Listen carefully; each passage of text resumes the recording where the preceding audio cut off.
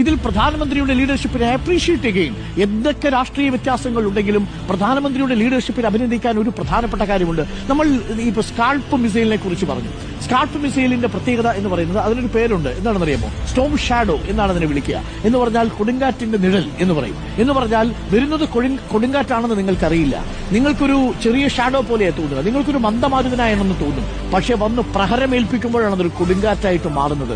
യഥാർത്ഥത്തിൽ നരേന്ദ്രമോദി ചെയ്തതും അങ്ങനെയായിരുന്നില്ലേ? ഇതിനോട് പറഞ്ഞ വാചകം ഭീകരൻ ക്ലോസ് റേഞ്ചിൽ തോക്കുവെച്ചിട്ട് പറഞ്ഞത് ഇങ്ങനെയാണ്: അവർ കേണപേക്ഷിക്കുന്നു, നിങ്ങൾ എന്റെ ഭർത്താവിനെ കൊന്നു, നിങ്ങൾ എന്നെ കൂടി കൊന്നോളൂ എന്നാണ് പറയുന്നത്. പക്ഷെ ശുഭത്തോട് ആ തീവ്രവാദി പറയുന്ന വാചകം ഇതാണ്: നിങ്ങളെ കൊല്ലില്ല, പോയി മോദിയോട് പറയൂ എന്നാണ് പറയുന്നത്. ഇതല്ലേ യഥാർത്ഥത്തിൽ സീതയെ തിരക്കി വന്ന ഹനുമാനോട് രാവണൻ പറയുന്ന വാചകമാണ്: പോയി രാമനോട് പറയൂ എന്ന് പറഞ്ഞതിന്റെ മറ്റൊരാവർത്തനമാണ്. ഇത് കേട്ട് ഹനുമാൻ വെറുതെ പോവുകയല്ല ചെയ്തത്. ഹനുമാൻ എന്താണ് ലങ്കയിൽ ചെയ്തത്? സമാനമായ കാര്യമാണ് ഇപ്പോൾ പാകിസ്ഥാനിൽ ചെയ്തിരിക്കുന്നത്. പ്രധാനമന്ത്രി നരേന്ദ്രമോദി ഇന്നലെ എവിടെയായിരുന്നു? ഈ സമയത്ത് അറ്റാക്ക് നടക്കുന്ന സമയത്ത് എന്തെങ്കിലും സൂചനകൾ കൊടുത്തോ? മോക്ക് ഡ്രില്ലിന് വേണ്ടി രാജ്യം ഒരുങ്ങുകയായിരുന്നില്ലേ? മോക്ക് ഡ്രിൽ കഴിഞ്ഞതിന് ശേഷം ഒരു തിരിച്ചടി എന്ന് കരുതിയ പാകിസ്ഥാനും മോക്ക് ഡ്രിൽ തുടങ്ങുന്നതിന് മണിക്കൂറുകൾക്ക് മുമ്പ് തിരിച്ചടി കൊടുത്തില്ലേ? ഇതേ സാഹചര്യമായിരുന്നില്ലേ? ഇന്നലെ ഞാൻ മനസ്സിലാക്കുന്നത് നരേന്ദ്രമോദി അവസാനം പങ്കെടുത്ത ചടങ്ങെന്ന് പറയുന്നത് ഏതൊരു മാധ്യമ സ്ഥാപനത്തിന്റെ പരിപാടിയിൽ ഇന്നലെ പങ്കെടുക്കുന്നുണ്ടായിരുന്നു. രാജ്യത്തെ വികസന പദ്ധതികൾ മഹാരാഷ്ട്രയിൽ അദ്ദേഹം പ്രസംഗിച്ചു, ബീഹാറിൽ പ്രസംഗിച്ചു, അതിനുശേഷം വിഴിഞ്ഞത്ത് വന്ന് പ്രസംഗിച്ചു, ആന്ധ്രാപ്രദേശിന്റെ തലസ്ഥാനത്തെ രാജ്യത്തിന് സമർപ്പിക്കുന്നതിനെ കുറിച്ചുള്ള പ്രോജക്റ്റിലും അദ്ദേഹം പങ്കെടുത്തു. അതിനുശേഷം ഒരു മാധ്യമ സ്ഥാപനത്തിന്റെ മറ്റൊരു പരിപാടിയിൽ ഒരു സൂചനയെങ്കിലും നൽകിയോ ഈ മിലിറ്ററി ആക്ഷൻ? ആ മുഖത്ത് ഇത്തരം മിലിറ്ററി ആക്ഷൻ നടക്കാൻ പോകുന്നതിന് മുമ്പ് ഇതറിയാമായിരുന്ന ഒരു പ്രധാനമന്ത്രിയുടെ എന്തെങ്കിലും ഭാവം പ്രധാനമന്ത്രിക്കുണ്ടായിരുന്നു?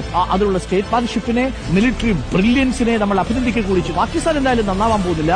പക്ഷേ ഇന്ത്യൻ മണ്ണിൽ വന്ന് അടിച്ചു കഴിഞ്ഞാൽ ഇതാണ് നിങ്ങൾക്ക് തിരിച്ചടി. ഇന്ത്യയിലെ 26 പേരുടെ ജീവനെടുത്ത, 25 ഇന്ത്യക്കാരുടെയും ഒരു നേപ്പാളിയുടെയും ജീവനെടുത്ത ഒരു വലിയ കൂട്ടക്കുരുതിയിൽ ഇന്ത്യ തിരിച്ചടിക്കുമ്പോൾ, അതും ഒരു സിവിലിയന്റെ രക്തം പോലും ചിന്താതെ തിരിച്ചടിക്കുമ്പോൾ, യുദ്ധം എന്ന് പറയുന്നത് എന്തോ ഒരു വലിയ സംഭവമാണെന്നും നിങ്ങൾ സമാധാനത്തിന് വേണ്ടിയാണ് നിങ്ങൾ ഇപ്പോൾ പ്രാർത്ഥിക്കേണ്ടതെന്നും ആഗ്രഹിക്കേണ്ടതും എന്ന നിലയിൽ പ്രചരിപ്പിക്കുന്നത് കാണുന്നതിനകത്ത് എനിക്കൊരു അസ്വസ്ഥതയുണ്ട്. കാരണം ഈ സമയത്ത് നമ്മൾ ആരും യുദ്ധത്തിനോടൊപ്പമല്ല, പക്ഷേ സൈന്യത്തോടൊപ്പമാണ്. പഹൽഗാമിൽ കാഴ്ച കാണാൻ പോയി 26 പേരിൽ 25 ഇന്ത്യക്കാരിൽ അവരുടെ ജീവൻ നഷ്ടപ്പെട്ടത് അവർ വിശ്വസിച്ചു വന്നത് ഈ രാഷ്ട്രത്തെയല്ലേ? ആ രാഷ്ട്രത്തിന് അവരോടൊരു ബാധ്യതയില്ലേ?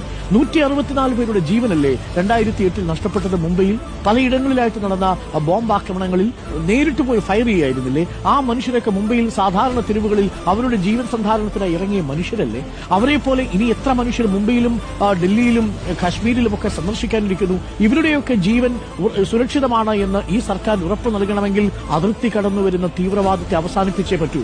അതുകൊണ്ട് കയ്യടി കിട്ടുന്ന സോഷ്യൽ മീഡിയ പോസ്റ്റുകളുമായിട്ട് നിറയലല്ല, യാഥാർത്ഥ്യത്തെ അംഗീകരിക്കലാണ് ആവശ്യം.